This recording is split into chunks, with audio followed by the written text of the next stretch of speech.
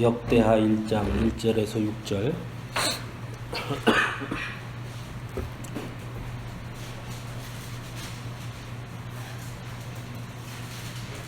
역대하 1장 1절에서 6절 우리 같이 봉독합니다. 다윗의 아들 솔로몬의 왕위가 견고하여 가며 그의 하나님 여호와께서 그와 함께 하사 심히 창대하게 하시니라. 솔로몬이 온 이스라엘의 천부장들과 백부장들과 재판관들과 온 이스라엘의 방백들과 족장들에게 명령하여 솔로몬이 온 회중과 함께 기브온 산당으로 왔으니 하나님의 음악 곧 여호와의 종 모세가 광야에서 지은 것이 거기에 있습니다. 다윗이 전에 예루살렘에서 하나님의 궤를 위하여 장막을 쳐두었으므로 그 궤는 다윗이 그것을 위하여 준비한 것으로 매우 높고 옛적에 훌의 손자 우리의 아들 부살렐이 지은 놋제단은 여호와의 장막 앞에 있더라. 솔로몬이 회중과 더불어 나아가서 여호와 앞 곧 회막 앞에 있는 놋제단에 솔로몬이 이르러 그 위에 1000마리 생으로 번제를 드렸더라. 아멘. 역대상에서 다윗의 이야기는 이제 끝나고요. 역대하부터는 솔로몬의 이야기가 시작이 됩니다. 열왕기상에 있는 내용하고 비교해서 보시면 역대하의 내용을 같이 이렇게 비교해 보면 참 재미있다는 걸 느끼게 됩니다. 오늘 본문은 다 읽어보면 쉽게 알 수 있지만 1절에서부터 13절까지는 흔히 우리가 말하는 솔로몬의 즉위 또 일천번제를 드리고 지혜를 구하고 이런 내용이고요. 14절에서 17절까지 내용은 하나님께서 그에게 어떻게 축복하셨는가 이런 것들이 등장을 합니다. 솔로몬이 다윗의 뒤를 이어서 왕이 된 데는 오늘 역대하 1장 1절에서는 아주 간단하게 딱 정리를 합니다. 솔로몬의 왕위가 견고하여 가며 하나님 여호와께서 그와 함께 하사 심히 창대하게 하시니라. 이것이 역대기에서 보는 솔로몬의 왕권입니다. 그러니까 솔로몬이 왜 왕이 됐느냐 이거죠. 이게 그냥 결론이에요. 그런데 우리가 잘 아는 대로 열왕기상에 보면은 여러 가지 사건 사고들이 계속 있었음을 보게 됩니다. 아도니아가 반란을 해서 자기가 왕이 되려고도 했고 또 그 솔로몬의 반대파에 있던 제사장 아비아다를 파면시키기도 하고 추방하기도 하고 요압과 시므이를 제거하는 그런 일도 있었고 이렇게 솔로몬이 왕이 되는 데에 반대하는 사람들이 꽤 있었어요. 그것들이 그냥 단순히 한둘이 아니라 꽤 세력으로 있었고 그 세력들을 다 어쨌든 제거하고 물리치고 해서 솔로몬이 왕이 됩니다. 또 열왕기상 3장 1절에 보면 한번 찾아볼까요? 열왕기상 3장 1절. 열왕기상 3장 1절. 여기가 솔로몬이 하나님 앞에 오늘 본문에 나오는 일천 번제를 드리고 지혜를 구하기 바로 직전 이야기예요. 3장 1절에 보면 솔로몬이 애굽의 왕 바로와 더불어 혼인관계를 맺어 그의 딸을 맞이하고 다윗성에 데려다가 두고 자기의 왕궁과 여호와의 성전과 예루살렘 주위의 성의 공사가 끝나기를 기다리니라. 그때까지 여호와의 이름을 위하여 성전을 아직 건축하지 아니하였으므로 백성들이 산당에서 제사하며 여기 나와요. 그러니까 솔로몬이 이방 여인과 결혼한 거죠. 그것도 애굽의 바로의 딸. 이런 솔로몬의 부정적인 면 그런 것들은 이 역대기에서는 다 빼놓습니다. 그리고 우리가 잘 아는 대로 아까 조금 전에 읽은 그 열왕기상의 그 뒤에 이어지는 내용이 뭐가 나오냐면 우리가 잘 아는 그 판결 얘기가 나와요. 두 창기가 데려와서 서로 아들이라고 우기고 반 잘라서 이렇게 해라 그래가지고 왜 판결하는 거 있죠? 그 얘기가 열왕기 상에는 나오는데 역대기는 안 나와요. 그거는 어떻게 보면 되게 자랑할 만한 건데, 그죠? 솔로몬이 실제로 지혜 있었다라는 실예를 말할 수 있는 것에도 불구하고 역대기는 그게 나오지 않습니다. 그 왜 안 나왔을까? 그는 이제 우리가 오늘 본문을 좀 깊이 들여다보면 알 수 있어요. 먼저 그래서 오늘 본문에 보면 어쨌건 솔로몬이 왕이 된 것은 마치 열왕기상에 아까 나왔던 뭐 아도니아, 아비아달, 요압, 시므이, 그래서 정치적인 어떤 대결 구도에서 솔로몬이 승리함으로 승리자가 되어서 왕권을 차지한 것처럼 그렇게 이야기하지 않고 역대기에서는 줄곧 솔로몬이 왕이 된 것을 누가 선택했다는 겁니까? 하나님이 선택했다는 거예요. 이게 되게 중요해요. 열왕기에서는 물론 하나님의 그 여러 가지 정쟁에서 승리하게 한 것도 하나님이 도우셔서 승리했으니까 그것도 하나님의 방법 아니겠느냐, 그것도 하나님의 선택이라고 할 수 있지 않겠느냐라고 볼 수는 있지만, 그러나 제가 이 역대상 처음 시작할 때 말씀드린 것처럼 이 역대기는 언제 쓰여졌다 그래요? 언제 쓰여졌다 그랬죠? 제가? 바벨론 포로 이후입니다. 이후. 바벨론 포로 이후. 그렇기 때문에 이스라엘 백성들이 그것을 볼 때 무엇이 되게 중요하냐면 하나님께서 분명히 우리의 편이다. 이게 되게 중요한 거예요. 그러니까 우리가 뭔가 해서 승리해서 이 결과가 나타난 다음에 이제 보니 하나님이 하셨습니다가 아니라 지금 이 사람들은 포로에서 돌아와서 보니까 막막하거든요. 근데 그런 이스라엘 백성들에게 아니다. 우리는 하나님이 택하신 백성이고 그렇게 이어져 왔다라는 자부심, 자존감이 매우 중요한 거죠. 그래서 어떤 결과 속에서 하나님을 만난 게 아니라 선언적 하나님의 인도하심, 선언적 하나님의 주권 이런 것들에 더 강조하고 있다라고 보는 것이 더 쉽습니다. 어쨌든 그렇게 됐어요. 그리고 나서 또 하나 중요한 것은 이 솔로몬을 누구랑 연결을 시키고 있냐면 모세랑 연결을 시키고 있습니다. 이것도 매우 독특해요. 오늘 본문에 보면 솔로몬이 1000마리로 번제를 드렸어요. 그러니까 우리 흔히 1000번제라는 말은 틀린 말이에요. 1000번제라는 말은 번제를 몇 번 드렸다는 거예요. 1000번을 드렸다는 거예요. 근데 원래 솔로몬이 드린 번제는 6절에 나오잖아요. 1000마리 희생으로 번제를 드린 거예요. 네? 그러니까 1000번제, 그래서 매일 1000번 하루에 1000번 번제를 1000일 동안 드린 거잖아요. 1000번제는. 그럼 몇 년입니까? 그 3년이죠.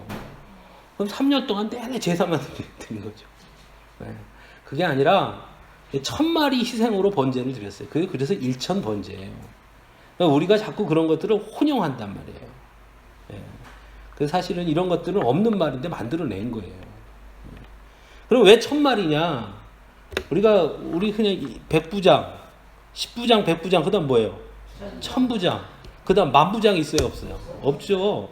제가 항상 했지만은, 구약에서 말하는 1000은요, 가장 큰 수예요. 가장 큰 수라는 건 무슨 뜻이냐면, 오늘 본문에도 나오지만, 온 백성들이 같이 가서 드린 거예요. 솔로몬 혼자 드린 게 아니라. 그래서 오늘 본문에 보면 2절에 온 이스라엘의 1000부장들과 100부장들과 재판관들과 방백들과 족장들에게 명령해서 다 같이 가는 거예요. 다 같이 가서 하나님 앞에 번제를 드린 거예요. 이건 무슨 번제냐면 이스라엘 전체가 드린 번제예요. 하나님 앞에 공동으로 드린 번제라고요. 이게 되게 중요해요. 이스라엘 백성들이 광야 생활을 할 때 모세가 회막으로 딱 들어가면 구름이 딱 가려지잖아요. 그럼 그때 뭐 했어요, 이스라엘 백성들이? 밖에서 다 같이 드렸단 말이에요. 모세가 번제 드리면 바깥에서 넌 번제 드려, 우린 놀게. 그리고 밖에서 딴짓하지 않았단 말이에요.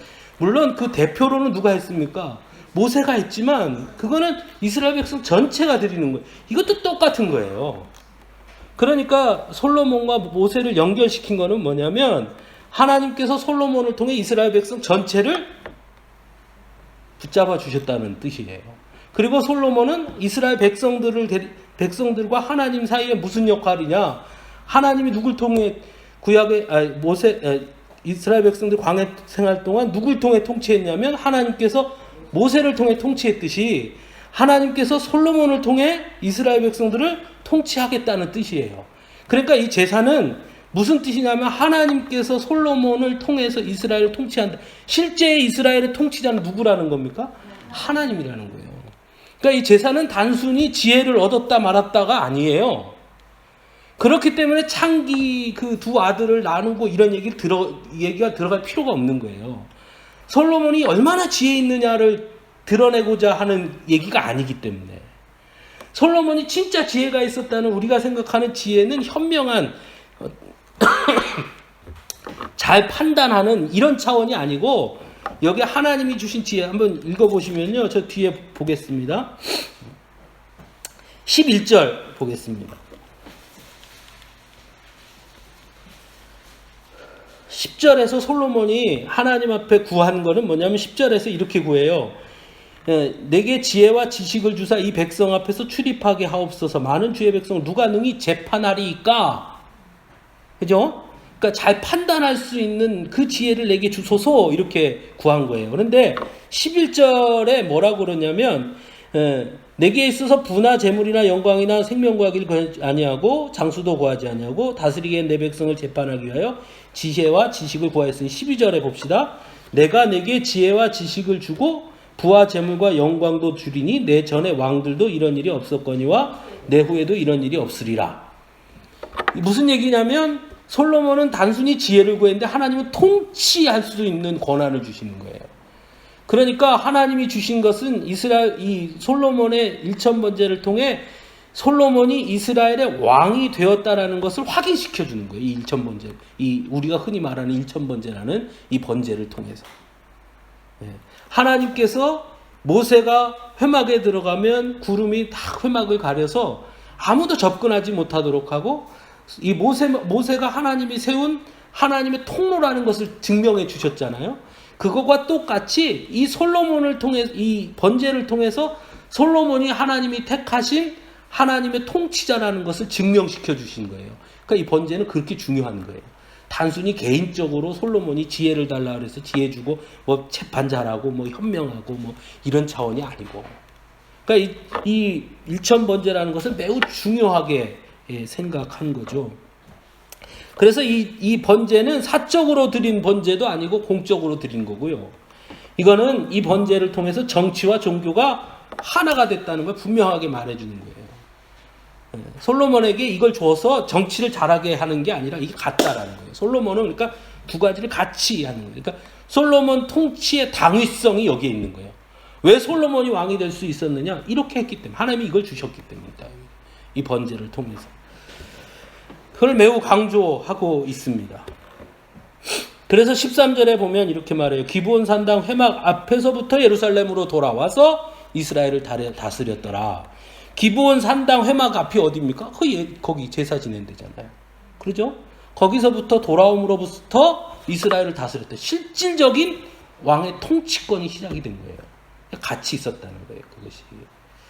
그런데 14절에부터 보면 이제 솔로몬의 부귀와 영화가 등장을 합니다. 그런데 여기도 좀 틀려요. 열왕기상에서는 이 14절에서 17절의 내용을 솔로몬이 누린 권세와 명성 뒤에 언급해서 솔로몬이 이렇게 몰락해가는 과정 중에 한 사실로 분명하게 다루고 있습니다. 그게 왜 그러냐면 신명기에 보면 왕에 대해서 이야기를 하시면서 왕이 세워지면 타락할 때 어떤 일이 벌어지냐면 많은 말을 사고 마병을 세우고 뭐 이런 말씀이 나와요.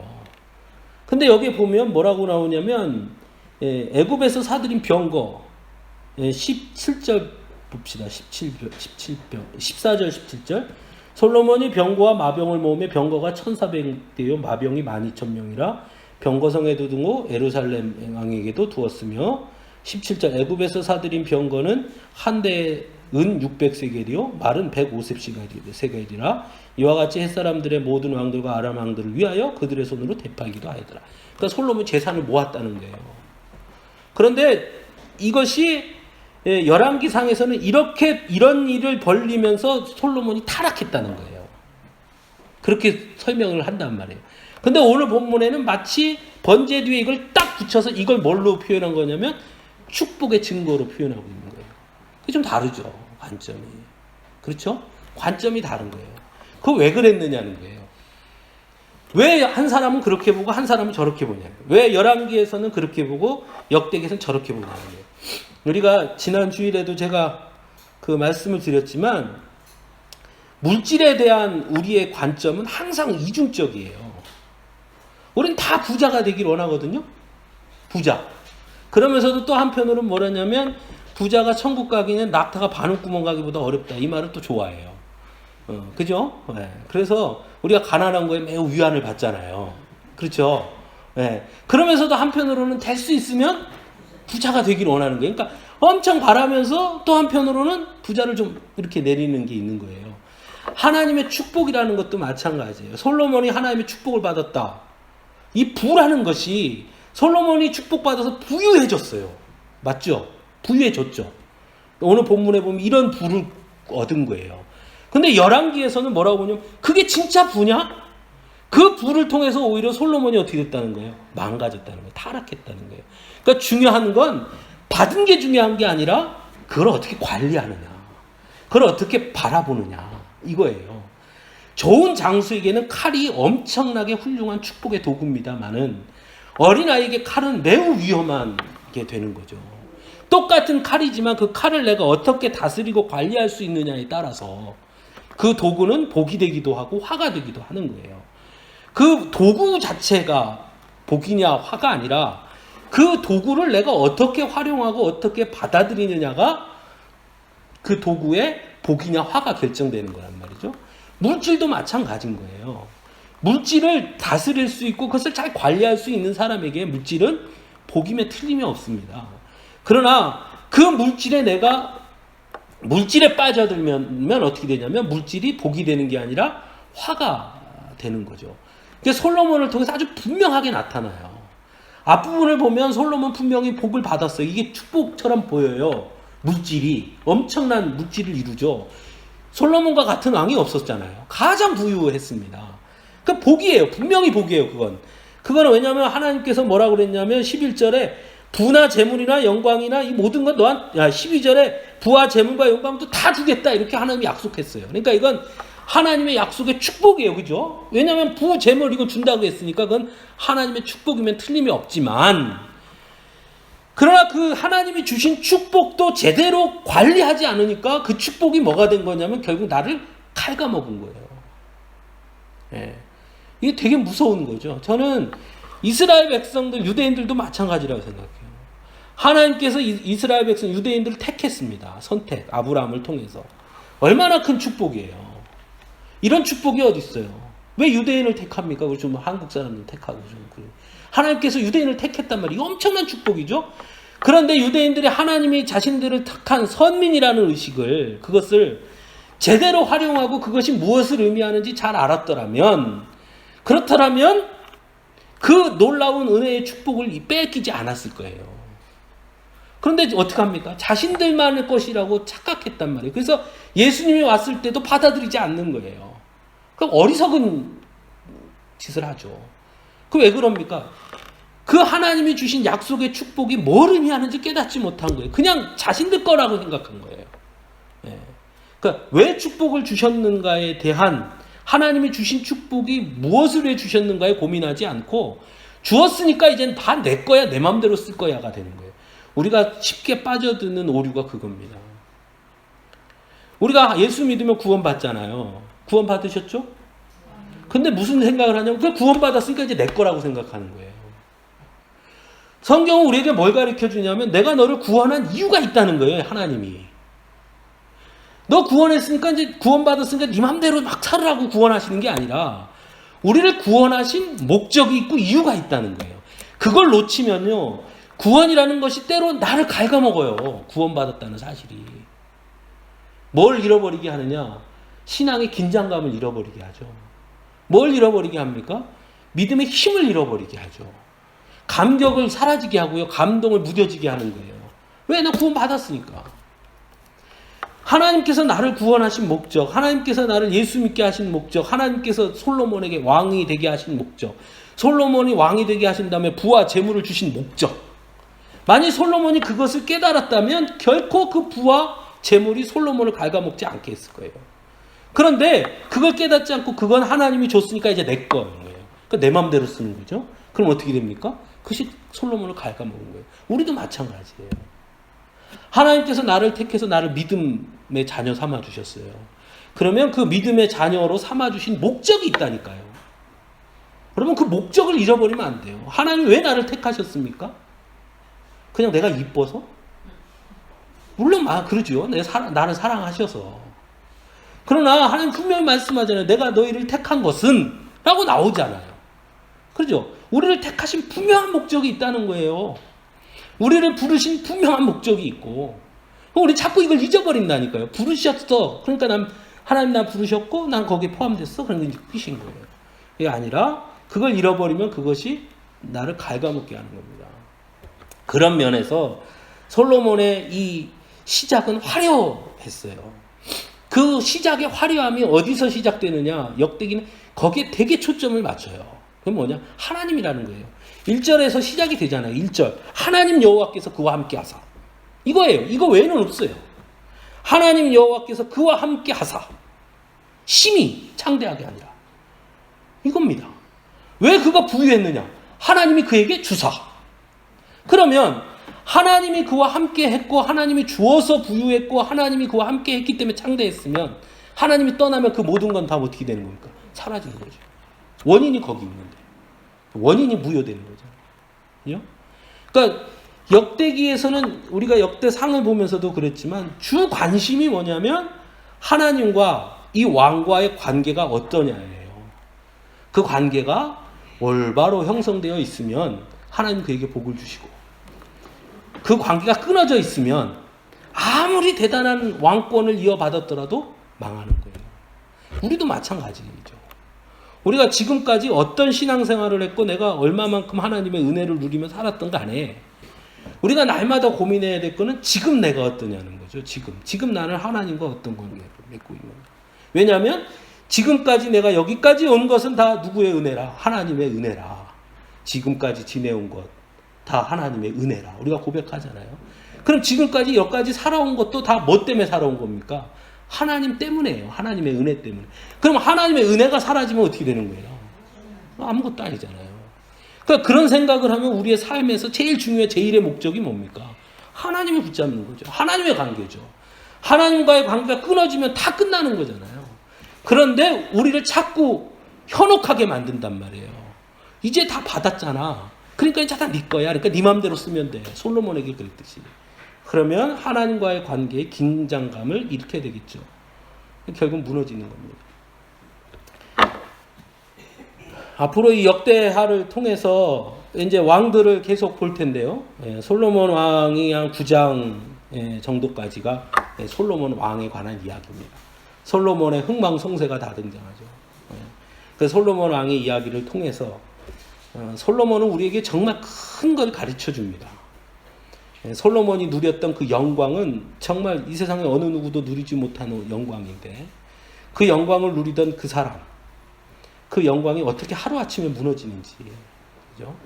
사실은 열왕기, 아까 얘기했지만 열왕기 상에서는요, 시작부터 솔로몬의 단점을 얘기해요. 그게 아까 바로랑 결혼한 거예요. 그러니까 열왕기에서 말하고 싶은 건 뭐냐면 솔로몬은 처음부터 문제가 있었다는 거예요. 솔로몬은. 그러니까 끝에도 그 모양이 됐다. 이걸 말하고 싶은 거예요. 그런데 역대기는 그걸 빼요. 왜 그걸 빼느냐? 하나님께서 택했다는 걸 더 강조하는 거예요. 그럼에도 불구하고. 그러나 그 하나님의 택하심에 대해서 감사하지 못하고 그 뜻을 헤아리지 못함으로 언제든지 무너질 수 있다는 걸 또 우리에게 가르쳐줘요. 그래서 이 두 가지가 같이 우리에게 같이 서로가 보완하면서 우리에게 깨달음을 주는 겁니다. 예. 그래서 이 성경은 제가 항상 말씀드리잖아요. 역사책이 아니에요. 아, 왜 여긴 이렇게 기록됐고 저기 기록되어 있습니까? 거짓말입니까? 그렇지 않고요. 역사적 사실 하나를 어떻게 평가하느냐예요. 어느 눈으로. 열왕기상을 쓴 기자는 그런 눈으로 솔로몬의 그 통치 기간을 평가한 거고요. 역대기는 또 역대기 기자는 그 눈으로 솔로몬의 통치를 평가하는 거예요. 그게 중요한 거예요. 그죠? 오늘 우리는 그 두 가지를 같이 보면서 하나님 앞에 내 삶을 어떻게 평가할 것인가를 내가 스스로 봐야 되죠. 믿음의 눈으로. 그러니까 우리가 역사서를 통해서는 그걸 배우는 겁니다. 아무쪼록 여러분들이 이제 9장까지 계속되어질 솔로몬의 이야기를 통해서 더 많은 것들을 깨달을 수 있기를 간절히 바랍니다. 우리 찬송가 539